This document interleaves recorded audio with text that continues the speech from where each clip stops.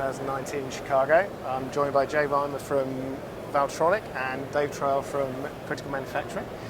Thanks for coming, guys. There's a lot, there's a lot of talk in the industry about an awful lot of things that has been going on for a long time. Industry 4.0, big data, machine learning, AI, smart supply chain, smart factories. I think there's a level of pragmatism creeping into all of these conversations now because we've been talking about it for a long time. People have started to work with it, work with ideas of what we can do with it, and now we're just kind of realizing that this massive amount of data is good, this massive amount of ability to change and adapt really quickly is good, but you need to be able to ask the right questions. And up till now, we probably haven't been asking the right questions even. I mean, you said a great thing, you asked Dave, what's your take on Industry 4.0? And you summed it up really well. The data is great, but... Yeah, the data is great, but unless you have easy access to this data, you can drill down into certain segments of things. This data is available both in real time historically. You can run quality meetings on the fly as opposed to let's send out some reports and analyze them and talk about them next Tuesday. You can do those things live in real time and really make your quality meetings more productive. It allows your business managers to make smarter business decisions, your equipment efficiencies, what types of businesses are more profitable for an EMS company versus others. And all of those types of things are available with the Industry 4.0, and I agree 100% with you that Industry 4.0 has been around for a while, but it's meant different things to different people. And what I'm noticing over the last few years or so is people are putting the principles of Industry 4.0 into practice. Industry 4.0 is a little thing like traceability. You can't buy traceability just like you can't buy Industry 4.0. It's the outputs of the practice of that is really where the value is created. Well, but guys, we have to remember there's a cost associated with collecting the data. Of course. And the data is only good to the action we make, the outcome that it produces. Yeah. So if you really look at your workforce, we need a workforce that is capable of that and capable of making those decisions. Sure. So I see that as a piece. Yeah, and also there's this issue with the concept is great, but what is the specifics for every business? If you're running a business, can you afford the time to invest in possibly a software engineer or someone to come along and say, okay, you want to achieve this, so we need to look at your data and do these bits with it. It takes investment in time and personnel to do that. So are there, is finding for businesses, is finding the right level, almost, where's my route into this, Where's my return? Where's your return? Really, but I also want to touch on a point that you mentioned just now is, finding people that can, these computer science guys or whatever that can look into this data. That's really the thing that has occurred over the last 5 or so years as we're talking about MES or smart factories or Industry 4.0. The data is, not only there and very rich data, but it's easily accessible. So you don't need an IT department or a computer science degreed person to be able to access and utilize that data. It's designed, most of the stuff anyways, is designed, from a manufacturing engineer's perspective or a quality engineer's perspective, which is really what has allowed the data analysis to start to benefit some of these businesses, because really there's views available for each level of a person within the factory. And because of this accessibility, there's also cross-training capabilities on this, where a manufacturing engineer doesn't have to talk to the quality engineer and say, hey, listen, what are my KPIs on this, or what's my OEE? He can access that data themselves. Okay. You bring up a good point, Dave, and one of the things that I've recognized is the term machine operator that we had 15 years ago. It's a different qualifier today. The training it takes, and with all the AI, artificial intelligence, between the machines themselves. You know, these operators aren't just load a board in a machine, but they need to understand the intricacies. They do need to understand it, or at least have the capability to understand the concept behind it, and be able to understand the motivators on why we're doing these types of things. As far as training them to do these things and utilize the technologies, most of the technologies are easy enough to utilize, but they at least need to have a comprehension of why you as a manufacturing company would care. Yeah, and it gives that employee, or whatever level they're at, whatever they're doing, the ability to improve what they're doing. Yeah. Because, okay, this is what you have to do, but then there's the why. If they understand the why and the information coming to them, they say, okay, we can tweak this and this. And it's those little increments that are probably going to creep in more quicker than the big changes. For sure. I was at a factory a few weeks ago, and this is one of the companies that adopted Industry 4.0 very early on. And they not only capture the data, utilize the data, but they display the data on the factory lines. So you can walk down each individual line and see what's being produced, where they are in the runs on this, what the OEE is for each individual piece of equipment, what the scrap rates, yields are, etc. And a really special thing happened within this factory is not only is the company benefiting by having a better understanding of what's taking place in real time, it created a competition between the line managers across each of the lines. So I mean, that's one of the efficiencies that maybe is you don't think about it when you're doing these types of things, but it truly is a benefit that some of these companies can have. So Dave, let me ask, just out of curiosity, Yeah. are they sharing all that data with customers? Sometimes. And in fact, in a lot of instances, sharing that data or showing their factory that shows that they're capable of these things is actually gets them a lot of new accounts. Because that is a differentiator. At the business that you're in, it's cutthroat. It's a very competitive business. And if you could differentiate yourself on something like that, I mean, that's the gains are pay for software pretty easily that way.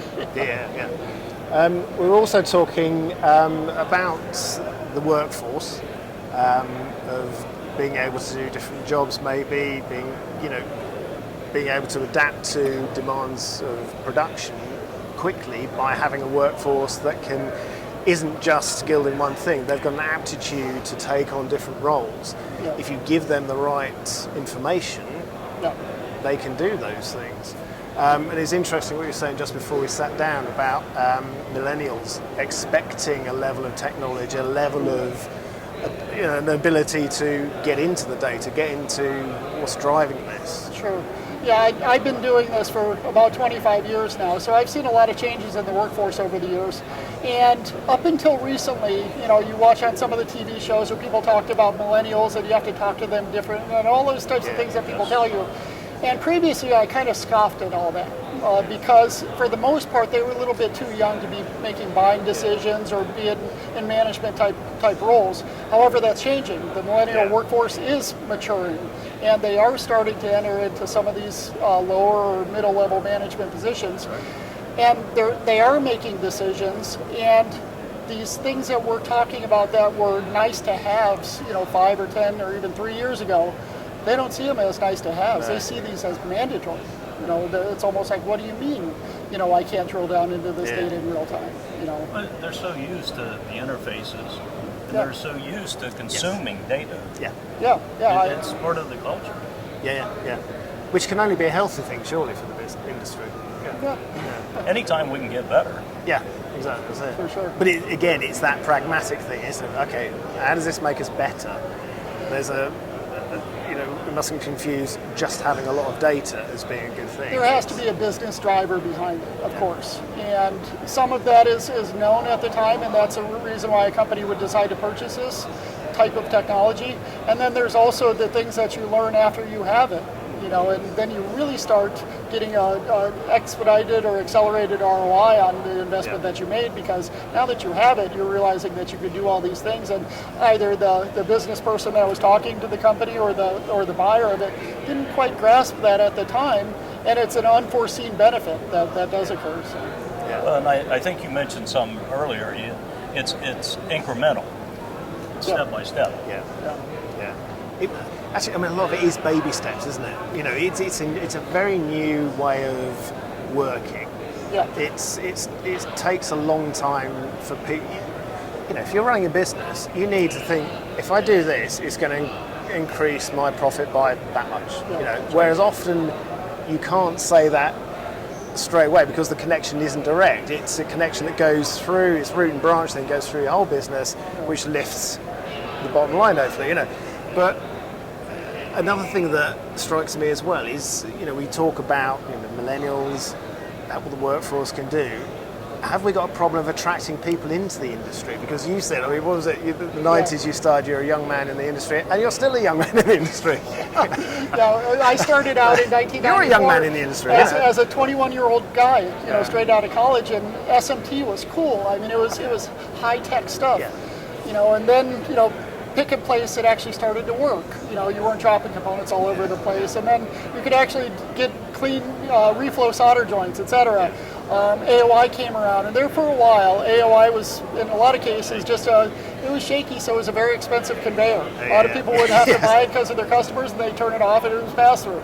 But as the industry matured, all of these technologies started working and working well, so there wasn't a whole lot of differentiation that took place within the marketplace. Everybody could pick up a component and place it. Everybody could do solder paste inspection and things like that. And in a lot of ways, the high-tech aspect of SMT or electronics assembly really started to wane. And as Industry 4.0 started being talked about, there was an excitement that started being generated within the industry. Yes. And I've just seen that accelerate over time because it's not just something that we're talking about anymore, it's something that a lot of people are doing. And that is attracting a younger workforce, you know, just because it is interesting again in a lot of different levels. I mean, we've got a thing an issue in the UK where the establishment has driven kids going through education into going to university to get a degree. That isn't always the best route for a lot of people. You know, apprenticeships can be, a better leg up even. You know, people getting in, actually working and finding out what's going on there. And I think we get guilty in the UK sometimes of prioritising qualifications over aptitude. For sure. And it's finding a way that we encourage aptitude amongst a fresh generation, isn't it? There's actually a community college close to my facility that has, they have a 4-year program, but they also have a 2-year program dealing with specialized in electronics, both surface mount as well as bare die technology. And it's nice to see. Yeah. For sure. Yeah. And it takes a bit of vision to do that, doesn't it? Oh yeah. It's interesting how things are changing, like we said, incrementally as we go through. Is there with the what we're saying about the way factories work, and you were saying earlier on that you see huge fluctuations. You can have a very quiet quarter, and then you were saying that the following quarter is hugely busy. You know, do you see maybe these things can iron out some of those dips and troughs, or is it a case of just being more efficient when you have got a feast? It's more efficient when the business is there, but just the economy in general, and I can't pinpoint any specific thing, whether it's U.S. trade with China or just the economy in the U.S., but the swings in customer demands right now seem greater to me than what they have in many years past. And are those customers demanding it in a shorter time sometimes? And very customizable. They want this special for them, and they want it now. Now. And that makes it very difficult for companies like yours, I would assume, because how do you predict those swings or anything like that? And actually, one of the biggest things is how do you control your inventories and your materials? You know, and manpower. And manpower. You don't want to be laying off a workforce or retraining a workforce. You want to stabilize things as much as possible. And I hate to harp on the data thing, but once again, this becomes part of it. You know, access to that intelligence that you develop as a manufacturer really helps maybe iron out some of those wrinkles. Yeah, like you say, it's got if it irons it out, then it's a benefit for everyone. There's one other thing I'd like to sort of finish up with. Do you think this also requires quite a bit of honesty on behalf of the management in a lot of these companies, because we've been very good at saying we're this efficient, or this machine is, 50, 60% efficient, when in reality it may not be quite where we're saying it's at. So then the data can actually contradict that, and suddenly people's roles are starting to get, oh, well, we've kind of fudged that because we want to make that look good. So it requires a little bit of brutal honesty a lot of the time, doesn't it? There's a little bit of that, but there's also a really positive aspect of that too.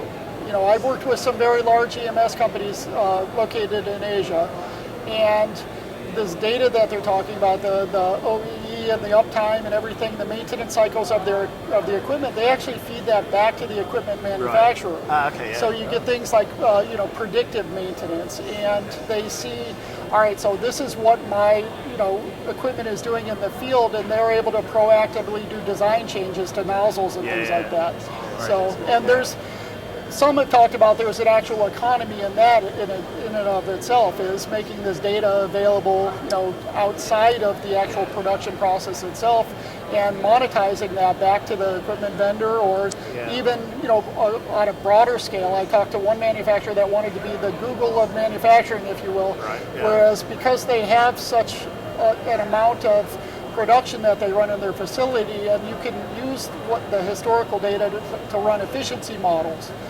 utilizing their data sets and things like that. So I mean, this Industry 4.0 thing, it's not an end game. It's not, nobody's ever going to achieve it, because it is constantly expanding and capabilities are always growing. There's one thing I want to try and add. As we talk about millennials, we must caution ourselves, being in the business so long, that we don't have blinders on. And we got to allow these millennials the freedom for sure to run with it, and bring it back to us without closing them down. Yeah, exactly. And I kick myself a little bit for some of my scoffing that I had years past. He's just a young kid, he doesn't know what he's talking about. A lot of those young kids, they have some pretty darn good ideas, because they're looking at it with new eyes. And it's finding encouraging an environment where they're not afraid to share those ideas, and we can take them on board. That's absolutely right. Us training ourselves to be able to listen to them. Sure. As businesses and as managers and developers. Well, thank you for your time, guys. Very interesting. I'm sure we'll be having this conversation for a long time to come. Absolutely. I'm sure. Thank you very much. Thank you for your time. It's brilliant. Thank you, Ian.